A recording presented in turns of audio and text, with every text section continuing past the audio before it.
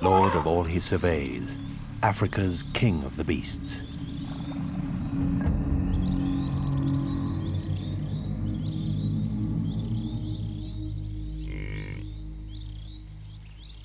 A study in strength, a supercharged hunting beast, the most symbolic ever, commanding beauty and steely-eyed power. Nothing else quite says Africa like a lion.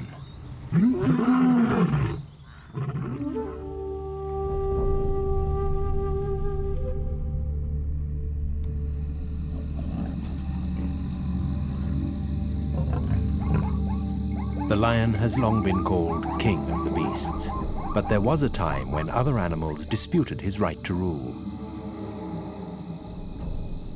The antelope claimed they should, as they were swift as the wind. The elephant trumpeted his challenge, saying, "I am wisest and stronger than you. I can crush you underfoot." The baboon too demanded to be king. His agility and cunning gave him the right, he said.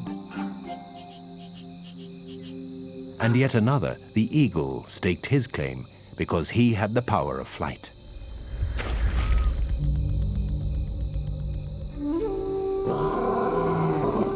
But the lion just prowled his kingdom, looking regal, ignoring their rebellious demand. And the antelope fled before him. The elephant became nervous and retreated. The baboon shot up the nearest tree. And the eagle soared far out of reach. None could challenge the lion's supremacy. He knew it was just words. Not one had the courage to be king.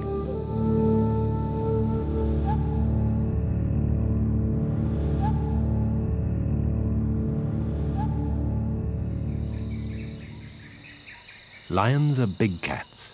The record holder died in South Africa in 1936, a man-eater as heavy as 5 adult humans. Only the tiger is a bigger cat. An average male is an impressive monarch, standing 1¼ meters at the shoulder, his weight perhaps that of 3 grown people. Lions see very well, and 6 times better than us at night. They look out from large golden eyes with binocular vision, good at calculating distance and separating prey from background. A lion's whiskers are very sensitive antennae, and the pattern of spots where they sprout is as unique to each cat as a human fingerprint.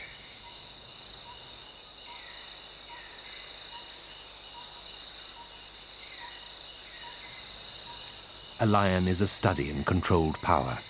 Everything about it says strength. From fangs cleaned with the toothbrush of the hide and bone it gnaws, to short jaws capable of a crushing bite.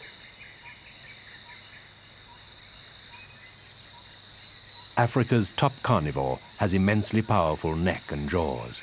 Its real strength lies there and in its forequarters, enabling it to drag dead weights much heavier than itself.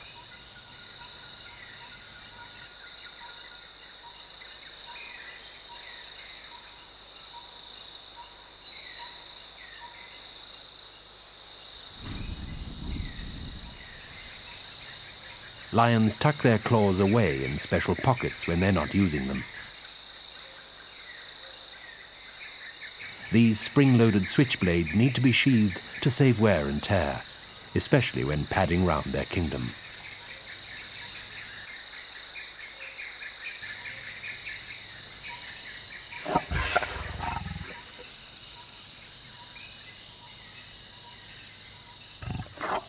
Young cubs are spotty creatures. Spots fade gradually, but sometimes just a ghost of them remains. Their coloration helps hide them when they're young and small and vulnerable.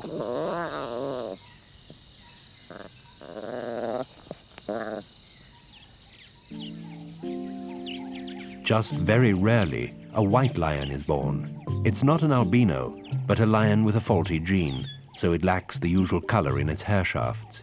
It may have had white or tawny parents. This ethereal-looking animal has yellow eyes and a black nose, not albino pink. The great hallmark of a male is his mane. Testosterone controls the growth of this magnificent ruff, which advertises his status and protects his neck. But it's a nuisance in bushy country.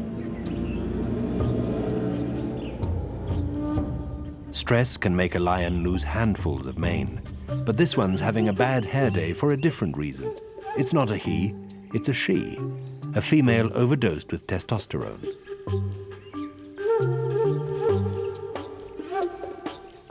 An odd girl out, very close to being an it, and not known to have mated.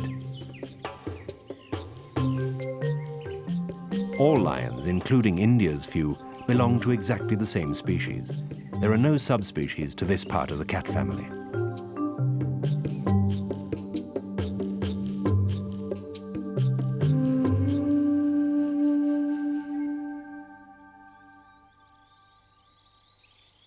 A pride of lions is so familiar, it's easy to forget it's something very special, because lions are the only cats that live in a group, and it's the key to their success.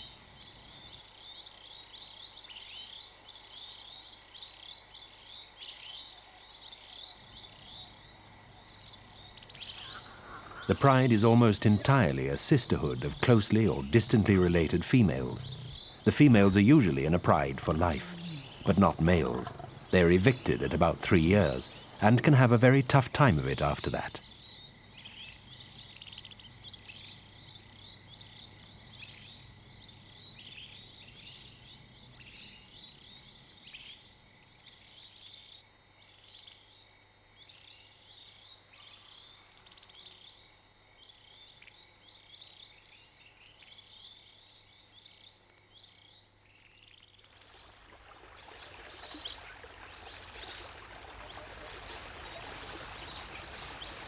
The only full-grown males tolerated around the pride are the temporary reigning monarchs. They're in a closely bonded coalition, usually of 2 or 3. Any fewer than that, and they couldn't take over a pride to get access to the females and mate.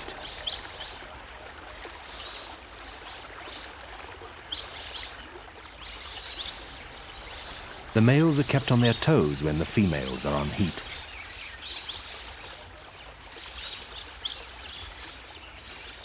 Mating is their reward for providing an armed guard to protect females and cubs against other coalitions, who will kill cubs if they take over.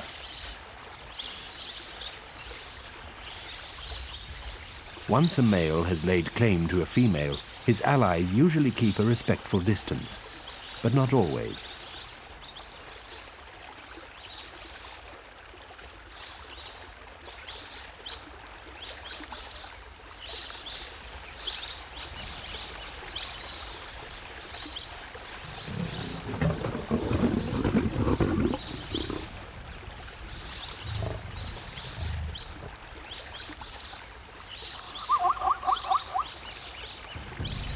Sometimes a male coalition has territories which encompass those of several prides.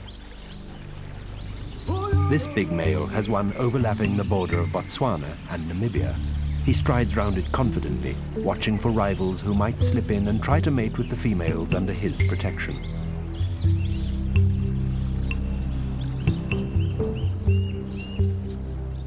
He checks the air for those telltale female scents, the ones that say they're on heat. Beefy muscles and a splendid mane are his status symbols, but he's like a weightlifter who sacrificed speed for strength. He's slower off the mark than the sleek females he seeks to impress. Not that that troubles them. Mane and muscles indicate he's a survivor despite his handicaps. Good breeding blood flows in those kingly veins, and when she chooses, the lioness shows willing to mingle it with hers.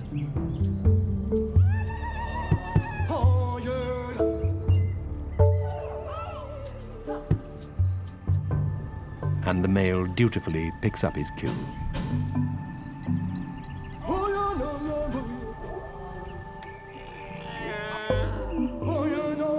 A ruling male is likely to have a short reign, usually just 2 years.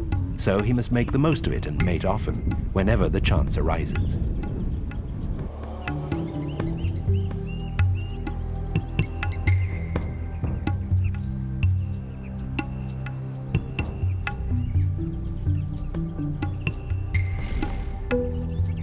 For about 6 days, he sticks to her like glue, and throughout the day, every 20 minutes or so between rests, they mate.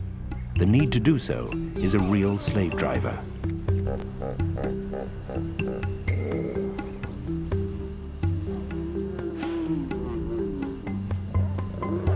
Even at nightfall, there's no let-up.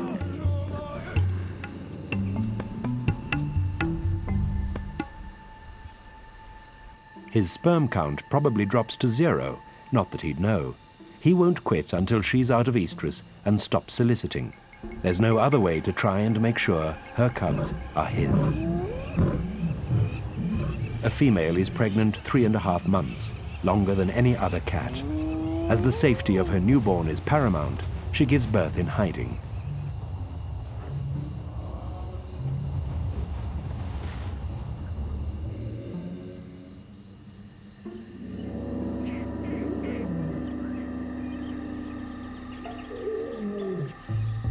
She moves her cubs from den to den for their first 6 weeks, and only leaves to hunt and eat. While she's away, there's no one to watch over them.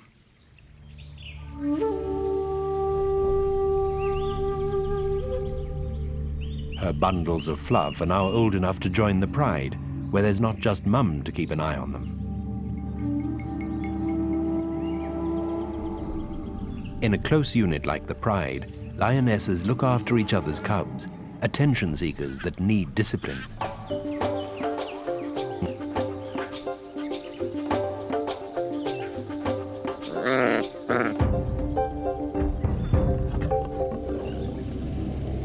Even non-related females will put up with typical cheeky, kittenish behavior if it doesn't go too far.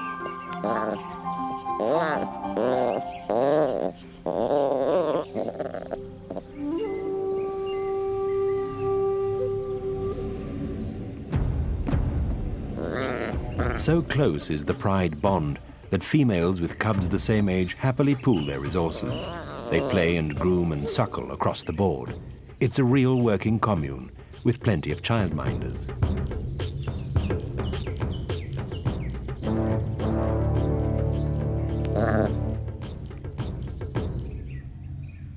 One of the first things a new male coalition does when it takes over is kill young cubs.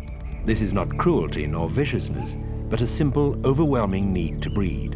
With no young to rear, the females will mate again. Both have the same drive to pass on their genes. So a pride may have several litters the same age, all with perhaps one shared parent. And their bond leads the females to share cub care, even down to suckling.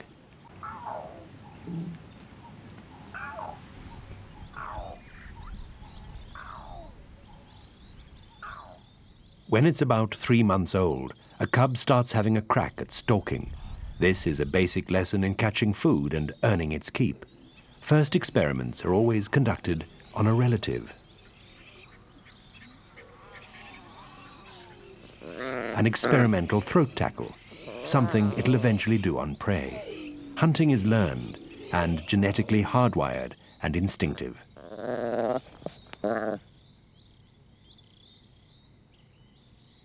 It's never too soon to find out why bark grows on trees, to keep a lion's claws sharp. But at this age, on a milk diet, toothpicks are unnecessary.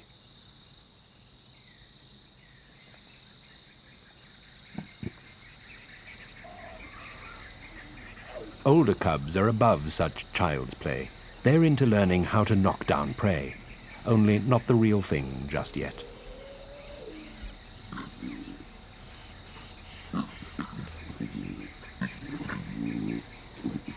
The older they get, the rougher they play. Claws are sheathed, but a playful swipe has substantial muscle behind it.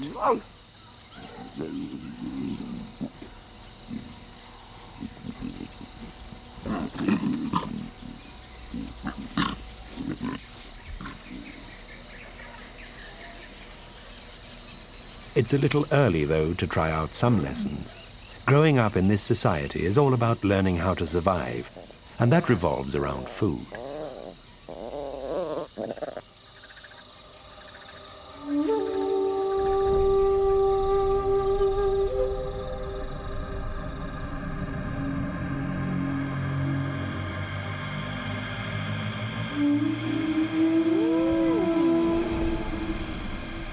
Lions can rarely eat in peace. The smell of death quickly attracts scavengers. A large kill provides plenty of scraps, which a black-backed jackal snatches, if it dares.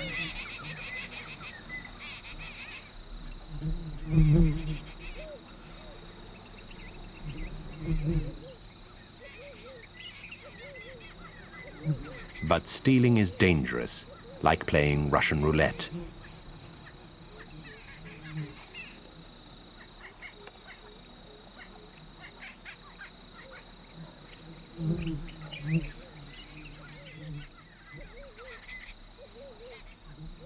Scrounging off a big cat may be nerve-wracking, but it can be the way to survive, and jackals are very good at that.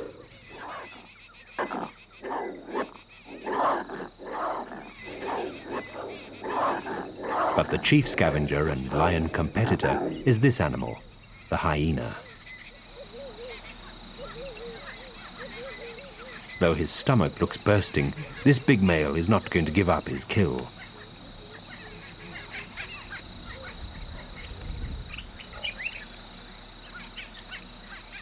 A large enough hyena pack can drive lions from their kill, but in this case, the male has backup.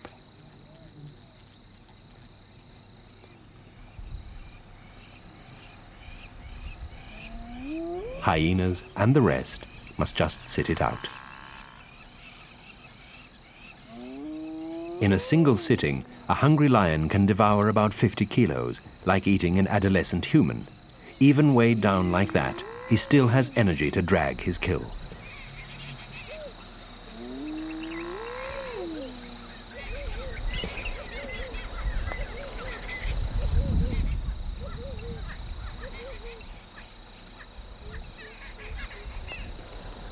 Just half a dead buffalo must easily weigh as much as he does.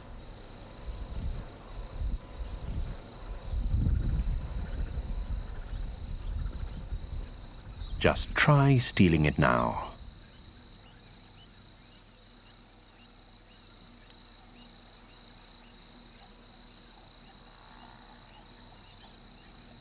A group of lions can naturally defend a kill better than one, and that's another big advantage of their unique social lifestyle.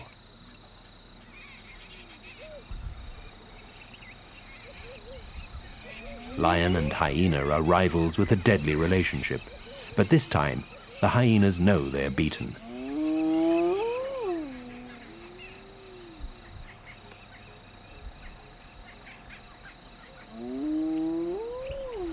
The lush green heart of the Kalahari is the Okavango, a place of many herbivores.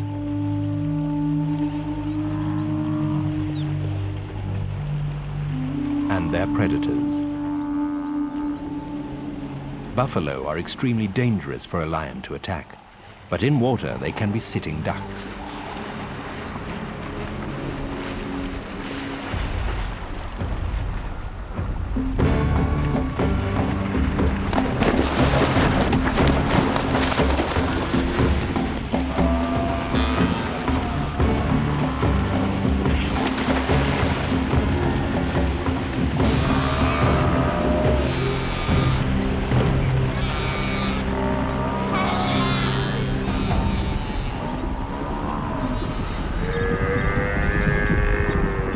Lions kill by suffocating.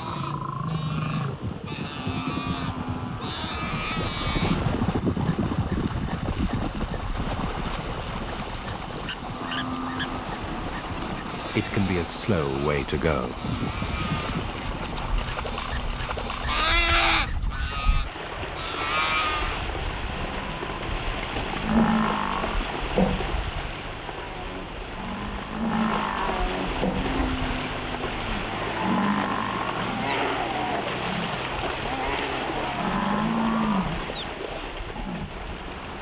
Now, here comes the rest of the family.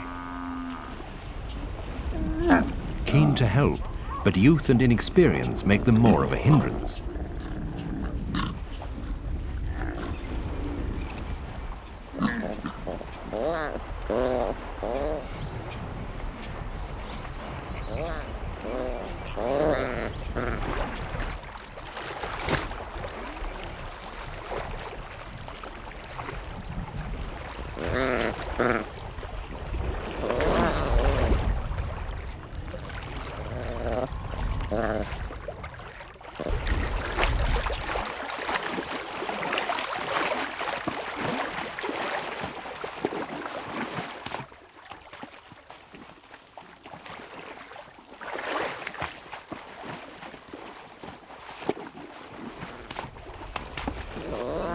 The lions won't eat the buffalo calf here.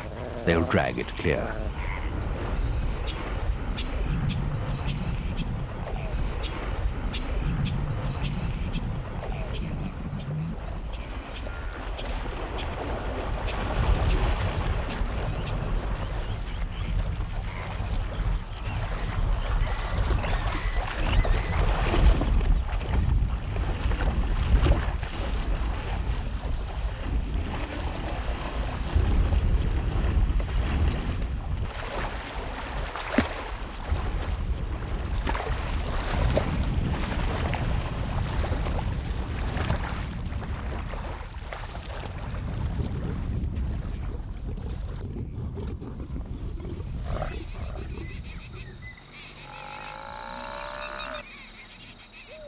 The pride gathers round.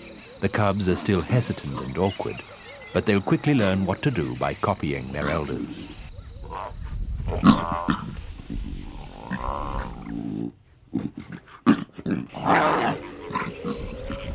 A buffalo is normally too big and dangerous for a lioness to tackle alone, but a calf separated from its mother was easy game.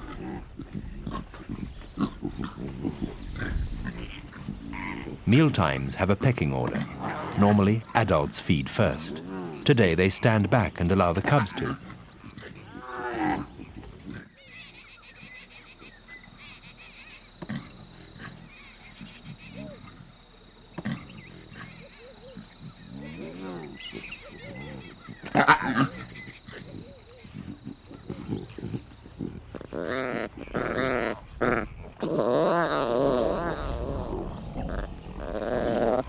The cubs don't show the same good manners towards each other.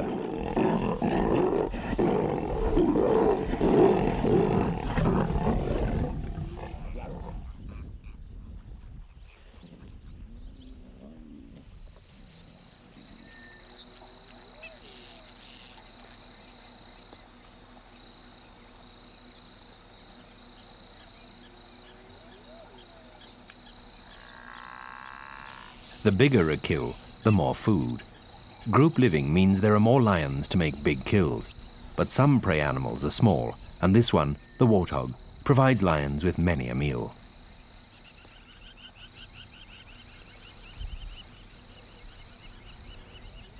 Chief breadwinners for the pride are the females. They often use teamwork to hunt. A pincer tactic by two may cut off escape. Warthogs don't see very well, and they frequently trot right into a pride without even noticing, until it's too late.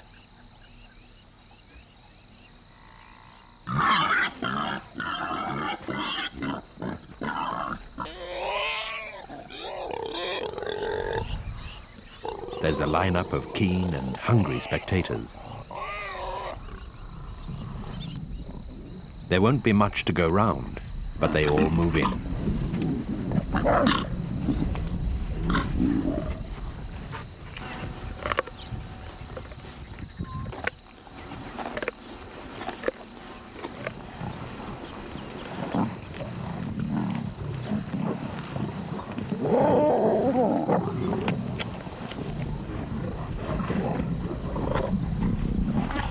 Not a scrap of warthog will be left, not even tusks.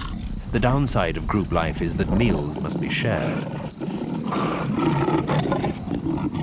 In places where there's a long dry season, many prides rely on warthogs to tide them over until the rains. After a meal, a drink to help digestion.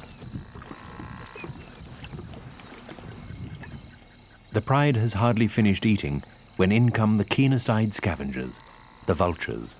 They can spot a far distant lion kill from high in the air.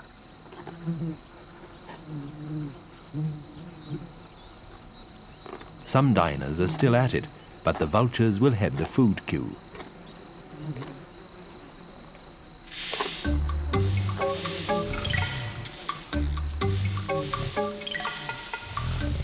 Surprisingly, lions themselves scavenge as much as 30% of their food in the dry season. They can see circling vultures 2 kilometers off and know exactly what it means.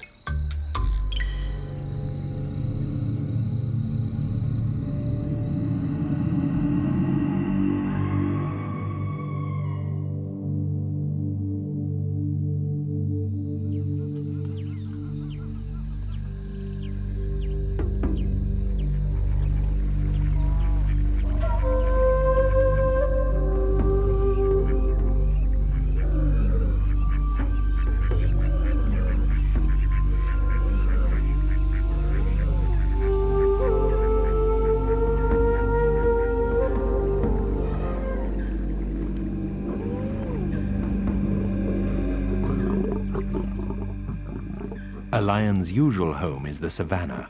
In some parts of Africa, they live along the edge of forest and in arid areas too. Food dictates the size of a pride and its territory. Sometimes a home that looks perfect because it's full of prey isn't. It's just the sort of place to attract strong competition from other meat eaters. Being top of the food pile doesn't mean a lion has a cushy life.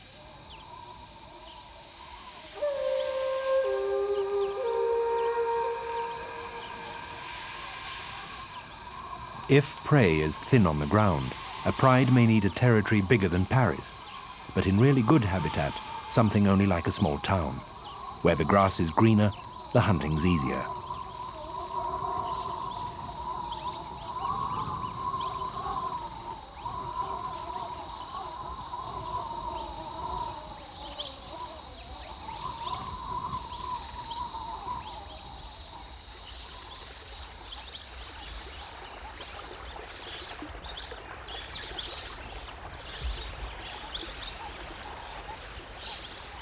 Running water can make a lion's life a lot more comfortable, and water in the dry season has the pull of a city's bright lights.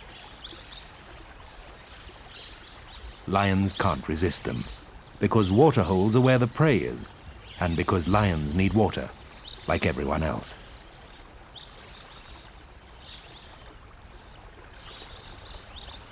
A big bull elephant is about the only animal able to lay down the law to a lion.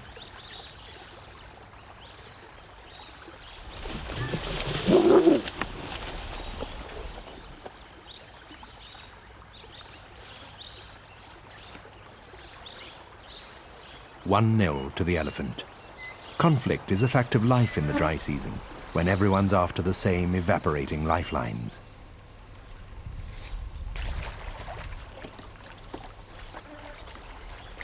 Hot and thirsty lions just have to sit and swelter.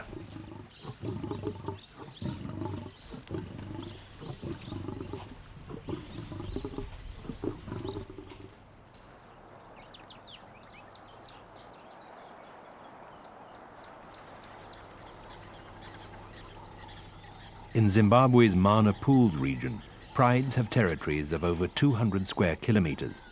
It sounds a lot, but it isn't.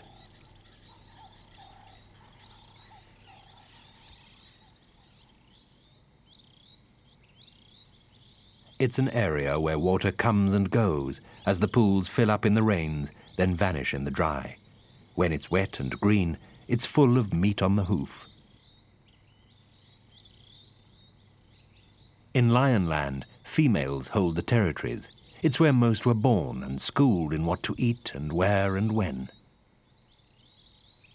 And it's the female who usually leaps to the defense of her home, not the male. He'll only fight off other males, but she has her cubs to think of and needs to make sure other prides don't steal her prey.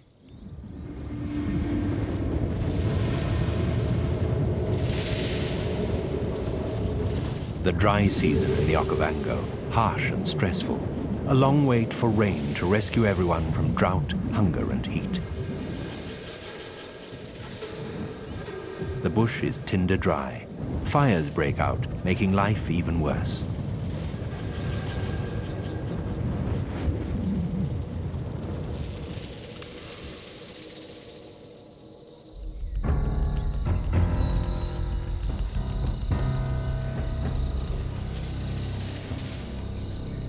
For most, it's a hard slog to find food and water in a landscape brittle with drought.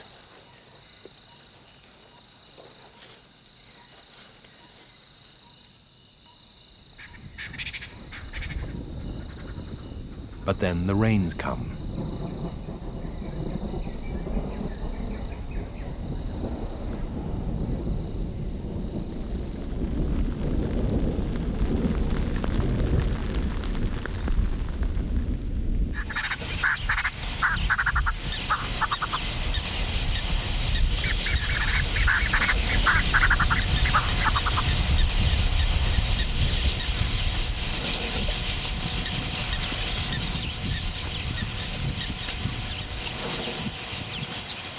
The lions are still doing what lions do best, relaxing.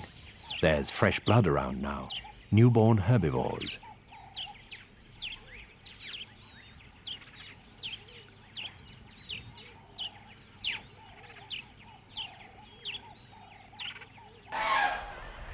The Okavango's vast flat delta flows strongly again, its intricate maze of waterways fully topped up.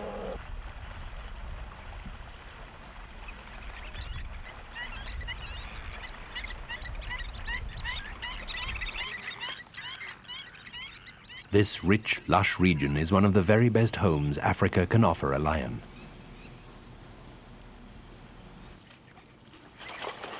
And the proof is that here small territories provide a living to large prides because they have so much to eat.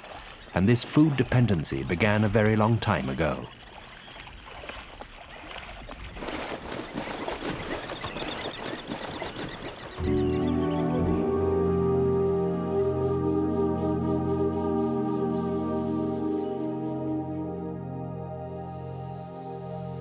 Just under 40 million years ago, the first cat-like creatures rolled off the production line.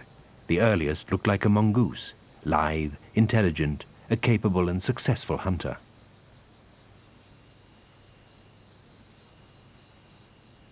This was a time of global cooling. The lush forests that grew everywhere began to shrink, and grassland took over, the habitat of herbivores. And that paved the way for more carnivores.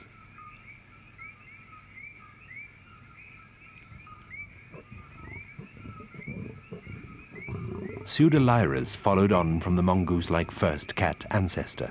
It evolved in Africa and was as big as a leopard and as good a tree climber. Only 8 million years ago, the modern cat family, the Felidae, made their appearance. The first of these cats was no bigger than a domestic cat, but probably behaved like an African wildcat. This early species did well, fed by a population explosion of rats and mice. And from those first felids of 8 million years ago came all of today's wildcats, including lions.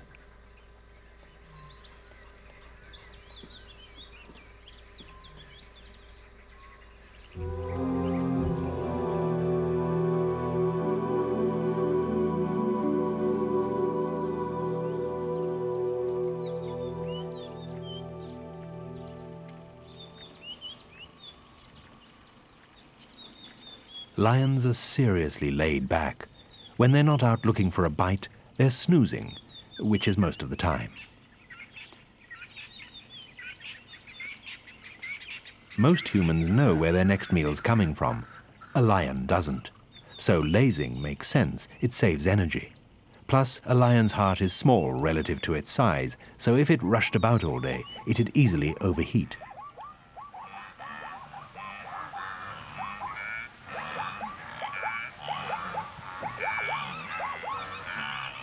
But when it's time to hunt, gone is all shred of indolence. A big, solid predator like a lion relies on sneaking close to prey before the surprise assault. especially important in a wide-open place like the Serengeti. Hunting strategy number 1, lie down and lull them into a false sense of security.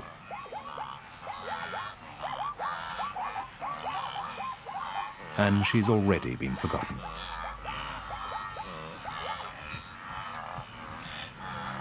Now she starts to stalk.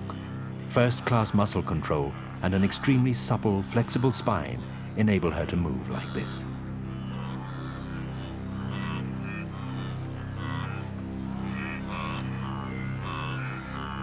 Lions are now known to calculate exactly the right moment to charge.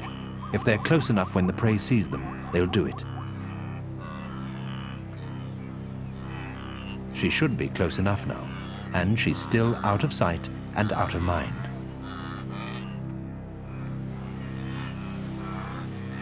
When she goes, she can do 0 to nearly 60 kilometers in just 4 seconds, a turbo car on 4 legs.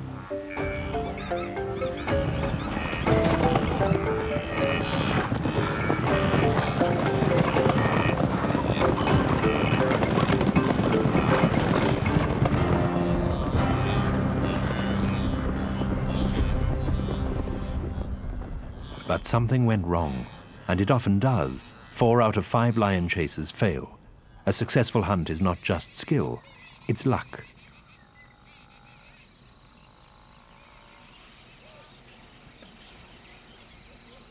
Lions usually walk in crocodile, mothers in front, cubs in the rear. They move little in the day.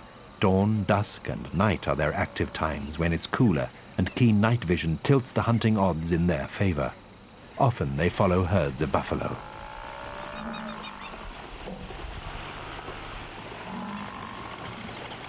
Lions are not like their larger cousins, the tigers, who love to be up to their necks in water.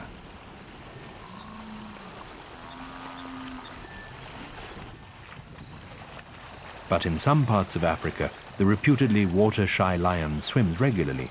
If it lives in Botswana's Okavango, it hasn't much choice. Getting wet is part of life if rivers run through its territory.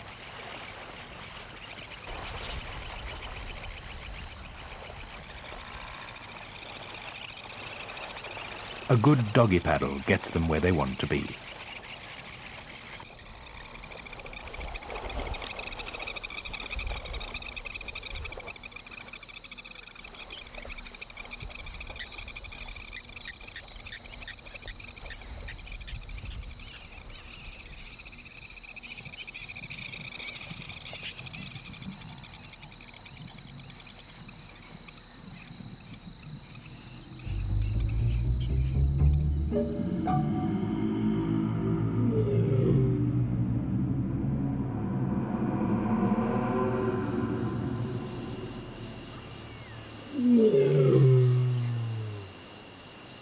The most chilling sound in all Africa, a lion's roar.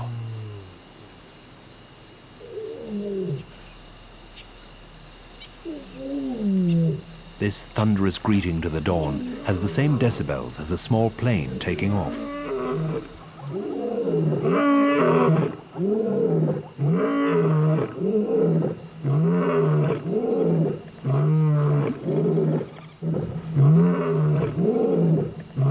At night, in good conditions, a roar can carry nearly 4 kilometers.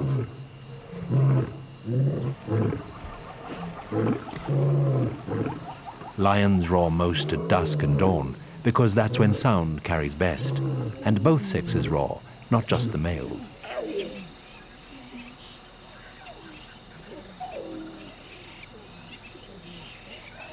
A roar can be an invisible barbed wire fence to demarcate a territory and warn off intruders.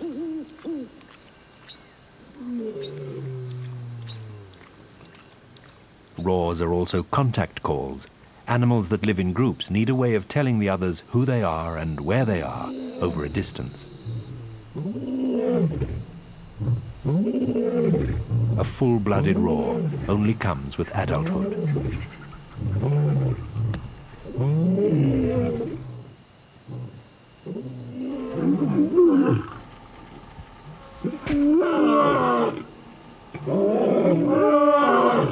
To make a warning more fearsome, lions often roar in chorus.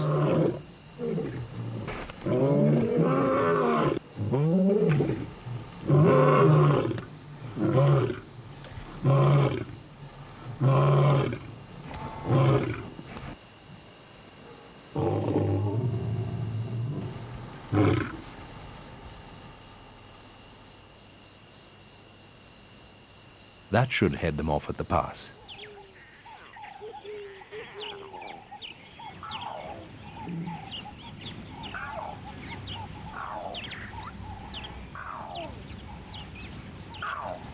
A cub's calls are hardly earth-shattering, like boys with voices breaking.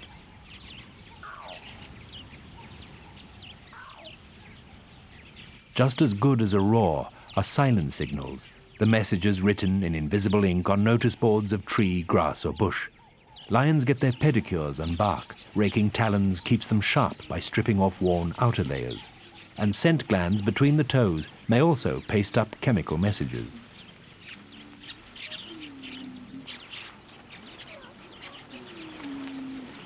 Males are particularly keen to check who's been by and superimpose their own mark.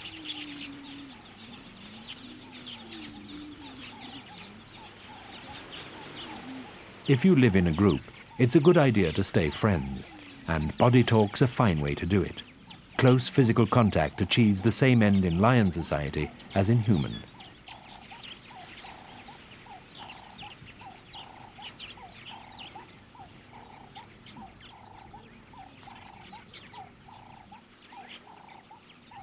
After a friendly, respectful sniff, which also checks out status, a good lick. Even the roughest sandpaper can't match a lion's tongue. A few judicious licks with something that can strip skin from a dead animal do an excellent job of winkling out dirt and parasites.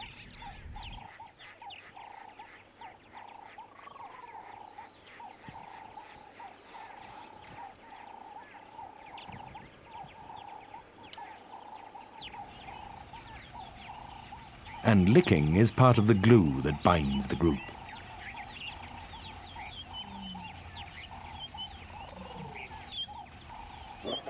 And if you live in a group, order in the ranks is a good idea too.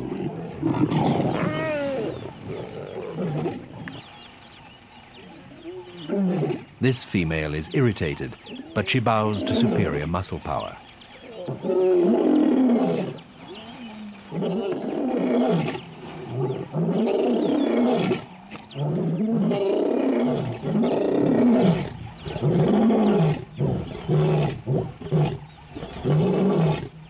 Though the lion may be saying he's in command, the real decision makers in this society are the females.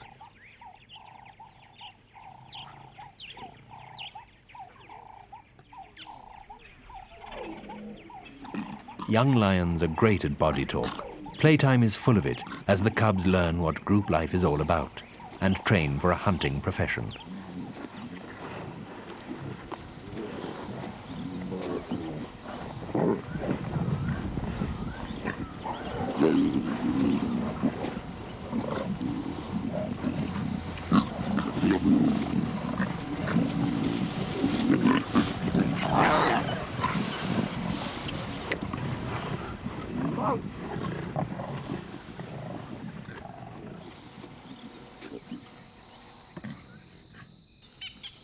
Some of the key notices in lion language are pinned up by females on heat.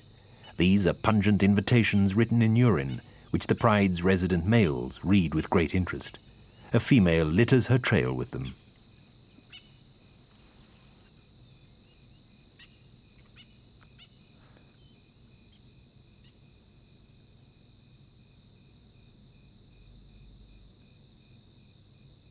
He has a gland in the roof of his mouth that interprets her messages very precisely. Grimacing like this, he gives the gland maximum exposure to increased estrogen in the female's urine.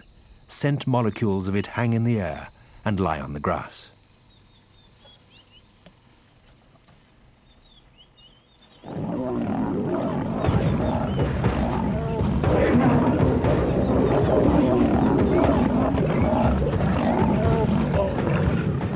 There's no mistaking what's said at mealtimes. This lioness knows she's not welcome.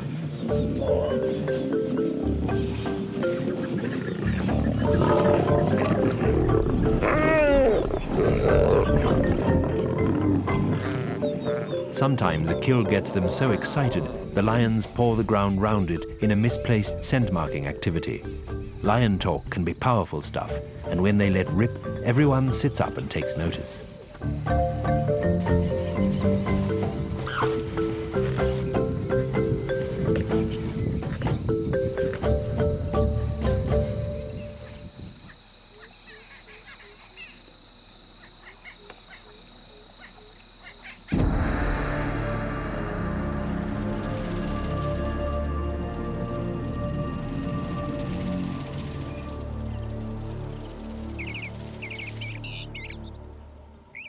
It might seem a breeze being Africa's top carnivore, and it is when they've killed and can't eat another thing.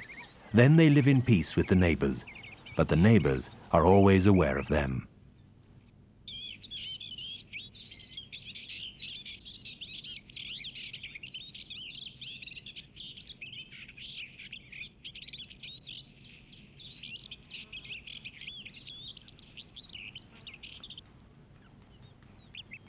The bustard needn't fear. This lion's just taking a walk. A lion's prey can tell the difference between a lion lazing and a lion giving the menu a look over.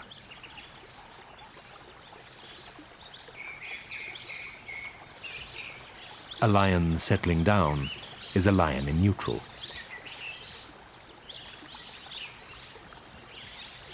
A giraffe can drink without fear. No lion's going to jump it now it's midday and too hot to move. They're all sleeping it off.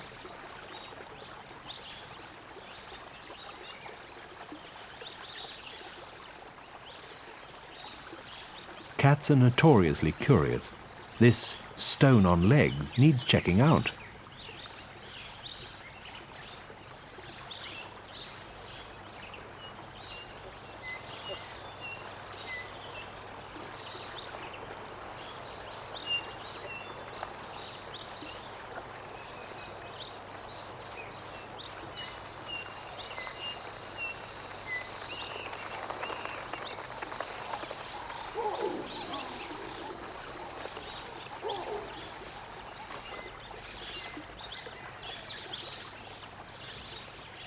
Is it playing with the tortoise or looking for a snack? Could be either. Lions have few enemies, mostly disease, each other, and people. Snares and traps kill lions, even if not meant to, yet they may recover from appalling wounds.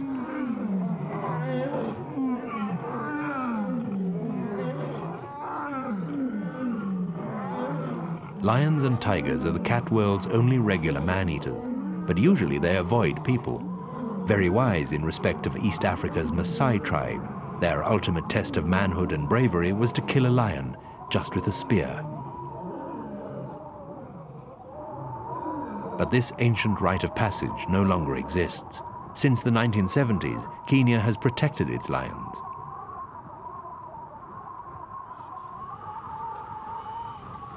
So, is a lion's life easy? Though he might reach the ripe old age of 14, a male's can be full of punch-ups and aggro. A female can manage 17 years, years full of child-minding, risking life and limb in the hunt, and warring with neighbors. But the upside is their unique social lifestyle. Their prides give them greater strength, hunting prowess, and success. Perhaps solidarity is why these great cats are where they are, top of Africa's food chain. Kings of the carnivores.